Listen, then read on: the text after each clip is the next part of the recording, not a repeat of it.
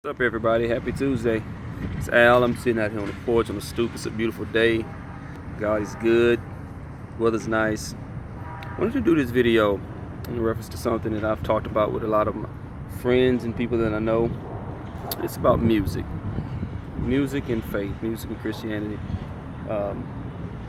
Where do the two meet? And do they meet at all? A lot of people have wanted to know and asked me my opinion on being a Christian, being a pastor, a preacher, and secular music. Do I listen to secular music? Do I think it's okay for Christians to listen to secular music? What do I think about hip hop of today, the music of today, and kids today?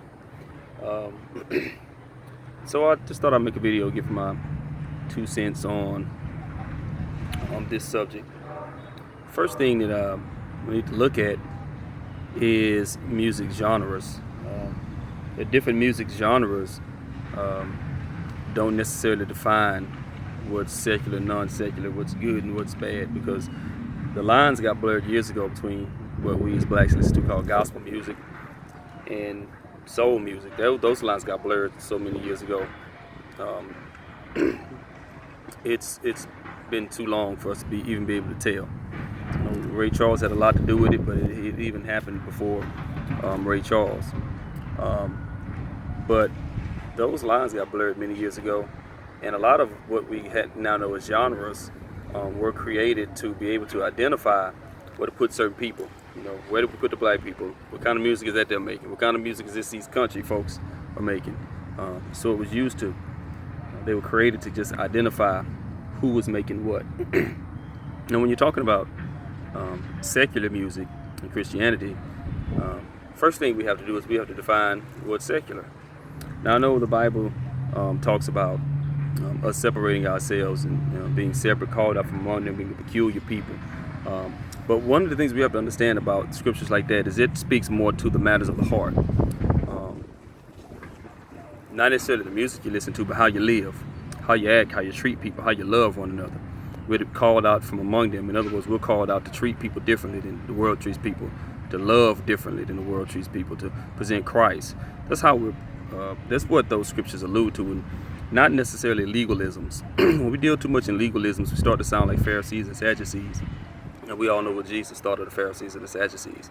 But when you're talking about secular music, what is secular music? Who defines what secular music is?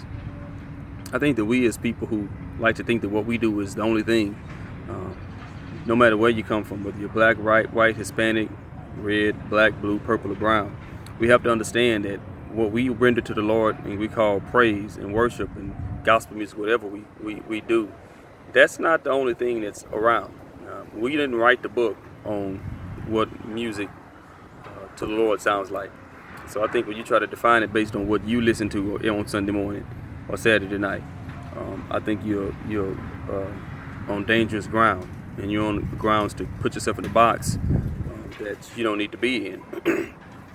But when we're trying to define what's secular, who defines secular music? Who says it's secular? Does the Lord say it's secular? Do we say it's secular? Perfect example would be John Coltrane's masterpiece of Love Supreme. Now, many people know that Love Supreme is considered one of, if not the greatest jazz album of all time. But the story behind the Love Supreme tells us that it's not just a jazz album. John Coltrane, who was a hardcore heroin addict, prayed to the Lord and asked the Lord to help him kick this heroin heroin addiction that he had. And so when he was able to kick the heroin addiction, he thanked the Lord, and in thanking the Lord, he wrote and composed this masterpiece, which was his rendering to the Lord for helping him get off of heroin. It was his way of saying, Lord, I want to thank you, and I want to thank you. I want to take my musical composition skills, my saxophone, and I want to blow and sing and write songs unto the Lord. Now, just because they play it on KTSU 90.9 or whatever jazz station in your city does not mean that it's secular music, because that's his rendering to the Lord. And I don't think that anybody has the right to say that because it's not what we sing in church on Sunday, it's not God's music or it's secular music. As far as myself, people know me, know 2 things about me. They know that I'm a preacher, I'm a man of God, I love the Lord, and they know that I'm a huge hip-hop junkie. I'm a hip-hop fan. I've been in love with hip-hop since I was a little bitty boy. Matter of fact, the first piece of music that I ever owned of my own was this masterpiece right here. All of my hip hop heads know what this is. This is Eric B. and Rakim's Paid in Full, released in 1987. It's the first piece of music I ever owned. My mom bought me the cassette, changed my life, and I've been listening to hip hop ever since. But I will say this in reference to myself in hip hop music today. And I'm a 40-year-old pastor, and I do know that there are certain hip hop music that I can't listen to anymore. Number one, because I'm a man of God, and I know that that kind of stuff it carries vibes that don't need to be in my soul, in my mind, in my spirit. Number two, because just to be honest with you, I simply don't have the ears for it anymore. I don't. I went back and tried to listen to, some old school hip hop, because when you get old, you start going back and you start listening to what you grew up on. And a lot of the stuff was cool. When I go back and listen to stuff like Being Rock and Run DMC and a lot of other stuff in the day, Beastie Boys, a lot of other rappers. I can jam it, no problem. But when I start getting over into the hardcore gangster stuff that I used to jam when I was a kid, I can't do it. It's like my ears have changed.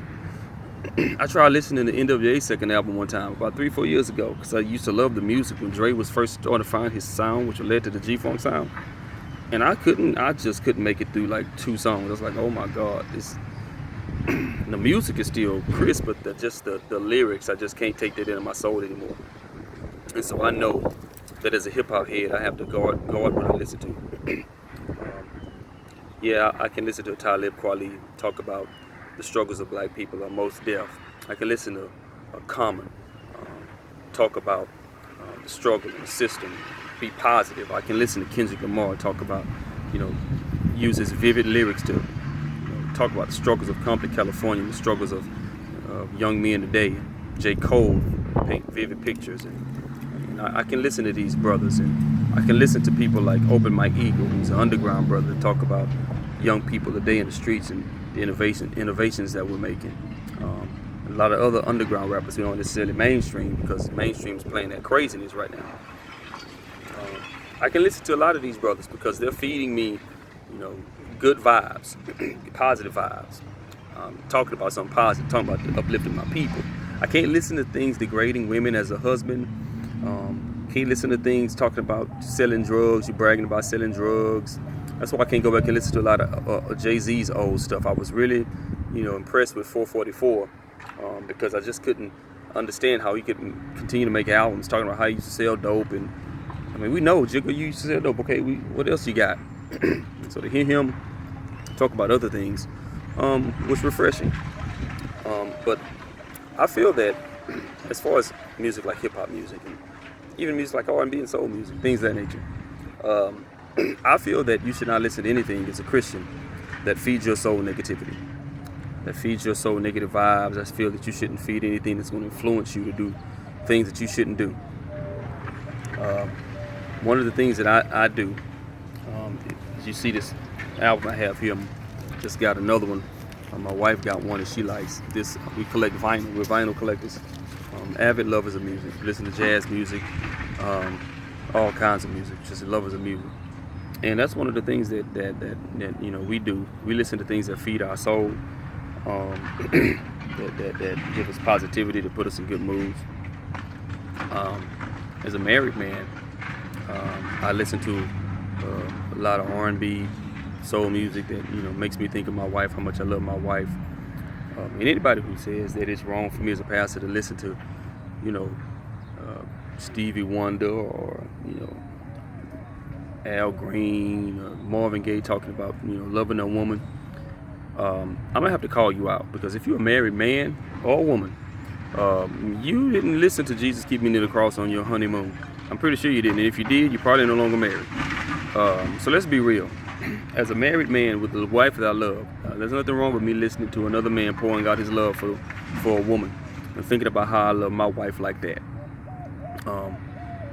Now I will say this. I can do that as a married man and reflect on the love I have for my wife. And where we get ourselves in a lot of trouble is we start listening to music talking about making love and things like that, and we don't have no one to make love to. translation, we're not married, and it encourages us to sin. You start listening to a song talking about how a man wants to caress your body, or how this woman, you want to do this to this woman, and it leads you to sin. I feel that there's some music, like things. I feel like there's some things you should reserve for marriage. There's some music you should reserve for marriage. I'm not an avid fan of our kids listening to a lot of this R&B music today. A lot of this hip hop music that we have today, because it encourages kids to pop pills, do Molly, have sex.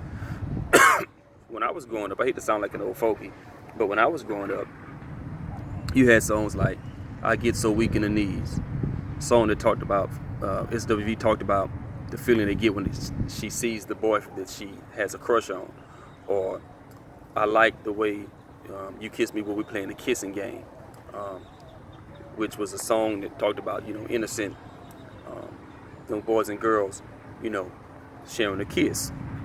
Or the songs that we had, a lot of the songs that we had when we were growing up were songs that basically stayed in our age range. Songs that when a guy was talking about a girl, he was talking about how he had a crush on and wanted to get to know her and wanted to get a number, wanted to get an opportunity to be with her. And girls the same thing, would sing songs about how they wanted this guy to come over and talk to them, things like that. They weren't talking about having sex. There was some that went there. Jodeci went there. Some people went there. And again, it had negative influences on us. It encourages us to sin. But the music today, they don't even have that option. They listen to the song that just keeps it kid honest. One of the things that I don't think that any parent should do is let their kid listen to Chris Brown. Chris Brown is not a child anymore, and his music is about nothing but having sex. His music is nothing but encouraging young girls to have sex. Boys who play Chris Brown around your daughters are trying to get them to do what he's talking about doing on that album. And a lot of these hip hop music is the same. It's funny how it's changed. When I was coming up, the hip hop music was the raunchy music, and then you listen to the R&B when you wanted to get out of that. You wanted to soften it up a little bit, get out of that hard stuff and listen to some smooth stuff, serenade your woman. But now these R&B singers, they cuss harder than rappers. They more foul and talk about doing, I was listening to The Weeknd at work. Somebody listened to my work. I can't stand to do myself because I hate his voice. But somebody listened to me at work, and I was listening to his lyrics, and I was like, dude, really? That's what our R&B singers are singing today? No more crooning the ladies. No more, trying to impress her. You just want to get her straight to the bed. And when our young girls listen to that, now young boys listen to that, that's the way they think life is. Because art doesn't just imitate life, but life also imitates art. And so when songs are being played for our kids gonna think, hey, I got to do that because that's what's hot. The song says hot, so I had to do that. And I think a lot of this music that our kids listen to today, particularly black kids, with this R&B and hip hop of today, it's feeding them spirits that are encouraging them to do things that are just ungodly. When you listen to the music, it's even the tones, the pitches are different, and the wordings are different. The wording is different. I think when I was growing up, the hardest rappers to understand was Bone Thugs and Harmony, Tretch on OPP, and maybe Busta Rhymes every now and then. But you understood what rappers were saying. But now you don't understand what rappers are saying. You don't know what these rappers, you don't know what kind of chants these rappers are going out. Some of them already diving into witchcraft and sorcery. You don't know what kind of chants and crazy talk these rappers or spells they're laying over these beats and tracks. We don't know what they're giving our kids, but this music is influencing our kids in a way where they're doing things, and we've always had kids doing crazy stuff. NWA, incited riots, and the Chronic had people, getting crunk. But this music today just takes it straight to sin. nothing about having a good time or nothing, just straight to sin. Having sex, doing drugs, fighting, straight to sin. And I think there's a problem with that. I think when you listen to, they play music at work, some of these young kids, and it's just, I was doing some work, and I just looked around and I noticed the guy on the record had been saying the same thing for like 3 minutes straight, just the same thing over and over again. He was just chanting the same thing over and over again. And it was almost like he was trying to conjure, and your kids listen to that kind of stuff, and it just heads just bobbing, and he repeating the same thing over and over again. And before you know it, they repeating the same thing over and over again. I remember it was a song like that a few years ago called "Nuck If You Buck," and of course it's "Nuck If You Buck, Nuck If You Buck," and they just said it over and over again. And before long, I would go places and I would see kids chanting that "Nuck If You Buck," and they would be looking for a fight. And what "Nuck If You Buck" means, it's encouraging kids to fight. And I would just see kids with just mindless looks in their faces, just singing the same thing, chanting that same thing, and then just fighting at the movie theaters or fighting everywhere, and just chanting this "Nuck If You Buck" foolishness. And I think that we need to be careful with a lot of this music where these rappers and these singers just chant the same thing over and over again, because that's how witchcraft is. That's how sorcery is, where you just chanting and chanting and chanting and chanting and chanting, and then next thing you know, it's all in your kid's spirit. It's all in their psyche. They can't sleep without it. They wake up in the morning with it. They have to have it all the time. And then the radio stations are feeding this stuff to our kids all the time. See, a lot of these songs that they play on the radio today are what are considered club songs, right? So when I was coming up, when it was time to go to the club, you would crank up the club hits, right? You would crank up the club songs, because you're on your way to the club, you're getting dressed to go to the club, you got to get crunk for the club. So on your way to the club, 97.9 or whatever the radio station is, they jamming these club songs to get you crunk for the club. But now, as soon as you wake up in the morning, on Monday morning, these club songs are on.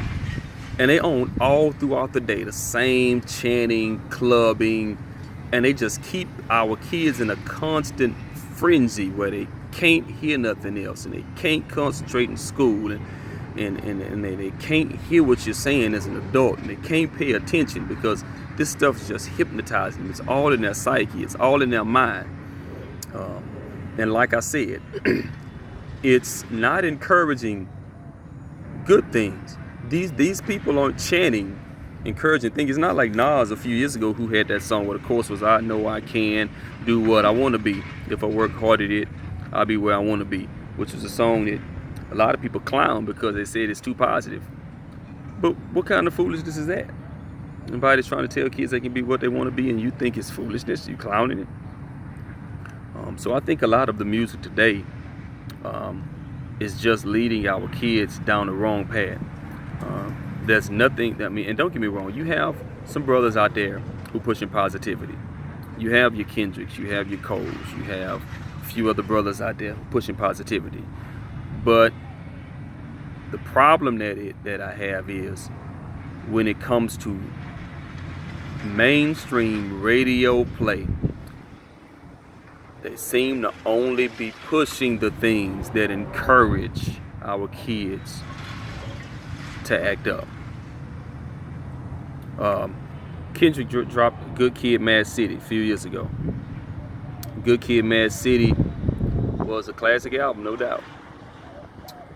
And then he drops To Pimp a Butterfly, which was on social commentary, and it was a pro-black album that spoke to the ills of the black community, and talked about, had a song I Love Myself, and had a lot of songs that were thought-provoking, conscious songs. And the album sold like 1.5 million copies less than Good Kid, Mad City. And so he comes back and he drops the Damn album, which kind of went backwards, kind of dumbed it back down, and then that album blew up. But the album, the To Pimp a Butterfly album, in between Good Kid, Mad City and Damn, was the album that got the least amount of radio play, and the album that sold the fewest records. and it got the Lisa radio play, Solar Fuse Records, because it was an album where he was pushing positivity. And that's what they do. That's what our radio stations do. They hear you pushing positivity, they're like, nah man, get out of here with that. Where's the chant song? Where's the trap song? You know, they got trap music out there, which encourages kids to stay in the dope house and sell dope and do this and do that. Then they got drill music over in Chicago, which encourages kids to incite gang violence. And that's the stuff they're trying to push on our kids, to keep our kids hypnotized, to keep us messing ourselves over, to keep us fighting, to keep us our girls getting pregnant, to keep encouraging our girls and showing our girls ain't nothing wrong with having sex before you get married, because Chris Brown said so in the song. Ain't nothing wrong with that. Ain't nothing wrong with fighting. Ain't nothing wrong with being in the club all night. Ain't nothing wrong with that. So this music only encourages our kids to stay out in the street, to stay having sex, to stay doing drugs, to stay packing a pistol. You see, now they only promote people who have tattoos on their face, because what they want you now, they want our kids to see 21 Savage and all these rap stars with tattoos on their face, so they can go out and get tattoos on their face and then can't find a job because they can't rap like 21 Savage or Lil Wayne or whoever else this is that's got tattoos on their face. So I think if you're going to listen to secular music, I think you need to be very selective. I think if you're going to let your kids listen to secular music, I think you need to be very selective. I think there's certain secular music that for a season that you should stay away from. You should keep it at a minimum. Don't be listening to music all day long talking about making love when you single and you ain't got no husband and you ain't got no wife, because you listen to it long enough, you gonna go find somebody that ain't your husband, that ain't your wife, and you gonna sin. Yes, you will. You know, I'm telling the truth. You know, don't go out there listening to the music, reminiscing over the good old days when Dre was talking about rat-a-tat-tat, tat-a-tat-tat-tat, never hesitate to put a nigga on his back. You 45, you 40, you can't listen to that no more, man. Because it's going to incite some old stuff in you from when you was a teenager. So know you. Know what you can handle. Know what affects you positively. Know what, if you listen to, it's going to make you act up. We all know there's certain songs that make us act up. Men, women, boys, and girls. Even when you get older, you hear that same song, you act up. So know where you are. Know what you can listen to. You don't have to listen to Fall Out, Stretch My Hands to Thee all day. You don't have to listen to Going Up Beyond all day. But you do have to know what you can listen to that's going to affect you in a positive manner. Don't forget to subscribe to me at Al Prince II. If you agree with me, put it in the comment section. If you don't, tell me how you feel. Just try to at least keep it respectable. Subscribe to me again, Al Prince II. And I'll see you guys next time. Peace.